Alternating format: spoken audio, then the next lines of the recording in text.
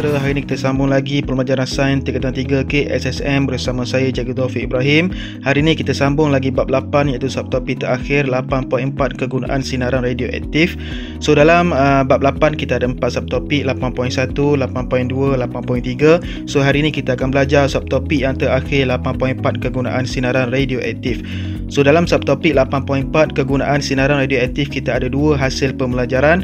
Yang pertama berkomunikasi tentang kegunaan sinaran radioaktif untuk kesejahteraan hidup manusia, dan yang kedua mewajarkan kepentingan mengendalikan bahan radioaktif dan sisa bahan radioaktif dengan sempurna.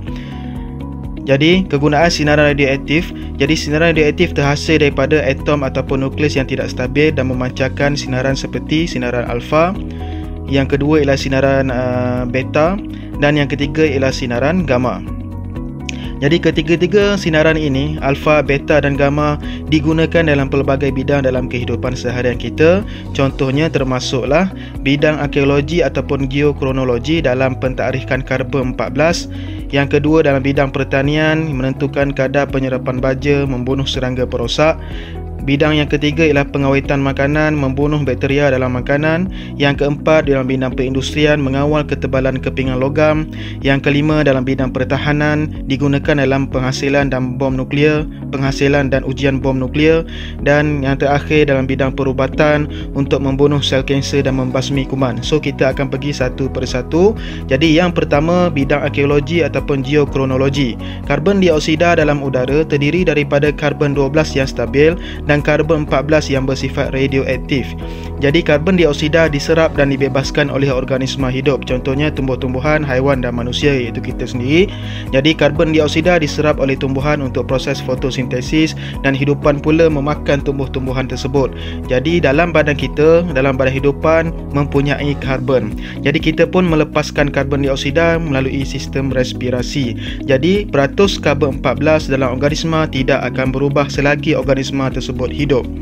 Apabila organisma tersebut mati, hidupan mati, haiwan mati, kita pun mati, karbon 14 akan berkurang kerana tiada lagi penyerapan karbon dioksida. Kita tak bernafas dan kita pun tak makan lagi tumbuhan. Jadi hidupan tersebut ataupun organisma tersebut mereput dan memancarkan sinar beta yang mempunyai separuh hayat 5,700 tahun. Jadi daripada situlah karbon 14 yang masih aktif, yang masih ada dalam organisma akan diukur dan kita dapat menentukan usia organisma tersebut. Jadi usia organisma tersebut dapat ditentukan melalui karbon 14 yang masih ada dalam organisma yang mati tersebut. Jadi kaedah ini dinamakan sebagai kaedah pentarikhan karbon dan tujuannya untuk menentukan usia objek dan bahan purba. Jom kita tengok contoh-contoh penemuan fosil yang telah ditemukan oleh saintis-saintis ataupun arkeologis. Yang pertama sekali ialah gigi haiwan prasejarah, iaitu ikan megalodon yang pupus 1.5 juta tahun dahulu. Jadi haiwan ikan megalodon ni merupakan moyang atuk nenek kepada haiwan ikan jerung yang ada pada hari ini. Kalau tengok dari segi panjangnya, human, manusia 6 kaki sahaja. Great white shark yang masih hidup sekarang ni, yang paling besar sekarang ni ialah 21 kaki saja, tetapi megalodon mempunyai panjang sehingga 60 kaki. Jadi sangat besar. Jadi kalau dalam filem Hollywood, dia orang pun pernah buat cerita berkenaan dengan ikan megalodon ni, filmnya The Meg. So Meg itu menunjukkan ikan megalodon. Yang kedua ialah fosil dinosaur yang dikatakan berusia 150 juta tahun, dan yang ketiga ialah fosil tengkorak manusia yang ditemui di Tasik Turkana di Kenya yang berusia kira-kira 1.54 juta tahun. Jadi inilah kepentingan radioaktif pentarikhan karbon 14, di mana kita dapat menentukan usia-usia fosil-fosil barang-barang ataupun haiwan-haiwan prasejarah. Contoh-contohnya dinosaur, manusia. Jadi itulah kepentingan sinar radioaktif dalam pentarikhan karbon 14. Seterusnya ialah bidang perindustrian. Kita boleh bahagikan kepada 3. Mengesan kebocoran paip dalam industri minyak, gas dan air. Yang kedua, mengawal ketebalan dalam pembuatan kertas dan kepingan plastik atau logam. Dan yang ketiga, menyah cas kain untuk mengelakkan habuk dan kotoran melekat dalam industri pembuatan kain sintetik. So kita pergi kepada mengesan kebocoran paip dalam industri minyak, gas dan air. Jadi Natrium 24 iaitu sinar radioaktif digunakan sebagai penyurih dan dimasukkan ke dalam paip. pengesan tiub giga mula pembilang GM akan mengesan kebocoran tersebut. Okey, jadi tempat kebocoran akan menunjukkan kadar pembilang yang tinggi. Jadi di situlah tempat kebocoran berlaku. So tak perlu lagi kita nak gali satu pipe tu dalam tanah untuk tengok mana tempat bocor. Guna Natrium 24 sahaja. Yang kedua, mengawal ketebalan dalam pembuatan kertas dan kepingan plastik dan logam. So menggunakan sumber zarah beta, ni mekanisme dia. Kepingan logam dilalukan di antara sumber sinar beta dengan pengesan sinar beta. Jadi sinar beta berada di atas dan pengesannya ada di bawah. Jadi jika kepingan terlampau nipis ataupun terlalu nipis, kadar pembilang mencatat bacaan tinggi dan tekanan kepada penggelek akan dikurangkan. Jadi kita boleh adjust ketebalan dan kenipisan tersebut berdasarkan bacaan pembilang M-tube, GM-tube, giga mula tube tadi. Okey, seterusnya yang nombor 3 dalam bidang pertanian. Fosforus 32 digunakan untuk mengesan pengambilan baja oleh tumbuhan. Contohnya macam ni, kita boleh tahu banyak mana tumbuhan ni dah serap baja menggunakan fosforus 32.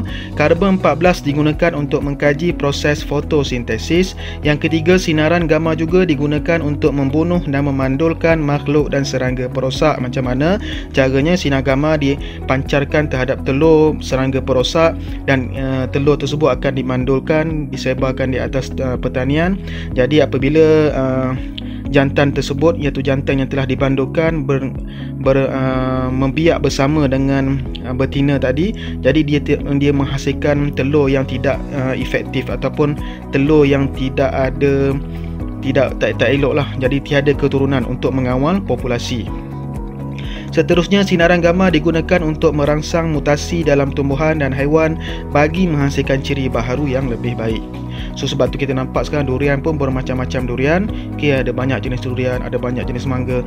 Tu ialah mutasi yang dikenakan terhadap tumbuhan tersebut untuk menghasilkan ciri-ciri baharu yang lebih baik, buah lagi besar, sedap dan sebagainya.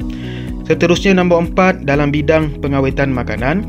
Sinaran gamma digunakan untuk membunuh bakteria, kulat dan serangga di dalam makanan selepas pembungkusan. Sinaran radioaktif digunakan terhadap buah dan sayuran supaya tahan lebih lama. Jadi selepas packaging, selepas makanan-makanan tersebut dibungkus, sinaran gamma akan dipancarkan untuk membunuh bakteria, kulat dan serangga supaya makanan tersebut tahan lebih lama. Contohnya macam kat bawah, buah-buahan. Apabila buah-buahan ni dipancarkan dengan sinaran gamma, dia dapat membunuh mikroorganisma ataupun bakteria-bakteria. Jadi buah-buahan ni tahan lebih lama dan segar. Logo Radura digunakan untuk label makanan yang diawet oleh sinar gamma. Jadi ini logo Radura, dan logo Radura ni akan ditampal di atas kertas pembungkus ataupun bungkusan-bungkusan yang mana makanan tersebut diawet oleh sinar gamma. Seterusnya, nombor 5 dalam bidang rawatan perubatan. Sinaran gamma daripada cesium-137 atau cobalt-60 digunakan untuk memusnahkan sel kanser melalui cara radioterapi. Contohnya macam inilah. Yang kedua, iodine-131 digunakan untuk mengesan kerosakan kelenjar tiroid. Tiroid ini berada di leher kita. Seterusnya, natrium-24 digunakan untuk mengesan lokasi peredaran darah yang tersekat ataupun pembekuan darah.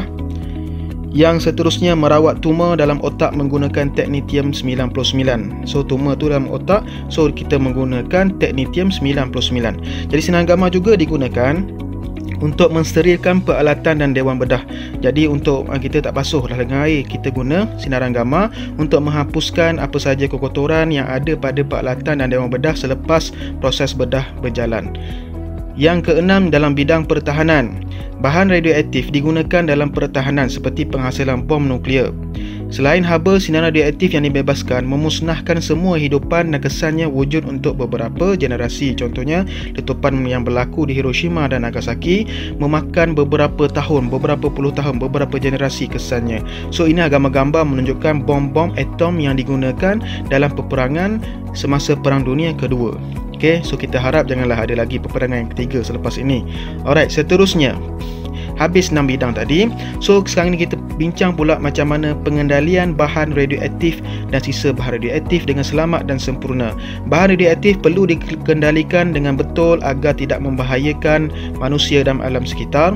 Sebarang kecuaian akan memberikan impak yang sangat besar. Contohnya tragedi letupan reaktor nuklear yang pertama sekali berlaku di Chernobyl di Ukraine pada 26 April 1986, dan yang kedua yang terbaru berlaku di Fukushima, Jepun pada 14 Mac 2013 susulan daripada gempa bumi dan tsunami, dan dia memusnahkan kawasan tersebut lah. Seterusnya, kita kena tahu langkah keselamatan. Okey, untuk mengelakkan kecelakaan yang kita bincang tadi, so mesti ada langkah-langkah keselamatan dalam pengendalian bahan dan sisa radioaktif.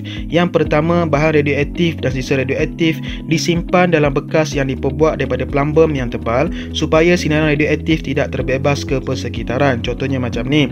So dalam kotak ni dia ada plumbum yang tebal dan diletakkan sisa radioaktif di dalam tersebut. So sinaran yang radioaktif tidak dapat keluar daripada kotak tersebut, jadi selamat. Yang kedua, bahan radioaktif diadang dengan kepingan plumbum yang tebal, contohnya macam ni. Seterusnya, yang ketiga, langkah keselamatan yang ketiga, tiangan robotik digunakan untuk mengendalikan bahan radioaktif bagi mengelakkan terdedah kepada sinaran radioaktif. Contoh dalam gambar di sebelah ni, menggunakan tangan robotik untuk mengawal bahan-bahan radioaktif. Seterusnya, memakai pakaian perlindungan yang sesuai untuk mengendalikan bahan radioaktif. Contohnya pakaian macam ni. Contoh pakaiannya ialah apron plumbum, perisai tiroid, perisai gonad, sarung tangan plumbum. Seterusnya, langkah keselamatan seterusnya, memakai lencana filem bagi mengesan tahap pendedahan kepada sinaran. Contohnya macam ni. Siapa-siapa yang bekerja di syarikat yang terdedah dengan sinaran radioaktif, mereka perlu memakai lencana ni untuk mengesan berapa banyak sinaran ataupun berapa banyak pendedahan sinaran berlaku terhadap badan mereka. So kalau lebih, dia akan direhatkan atau dihadkan untuk waktu bekerja lah. Okey, ini contoh pemakaian lencana sinar. Pembuangan sisa radioaktif dilakukan dengan selamat dan sempurna. Seterusnya, mensyukuri kepentingan kegunaan keradioaktifan, keagungan dan kehebatan Tuhan yang telah mencipta zarah unsur radioaktif yang boleh digunakan untuk keleseran hidup.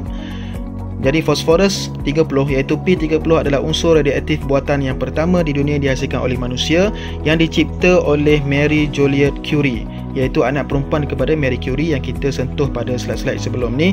So ni ialah Irene Curie yang meninggal kerana pendedahan berlebihan sinaran gamma dalam kajiannya. Jadi sejak 1934 banyak unsur radioaktif buatan yang telah dihasilkan oleh saintis.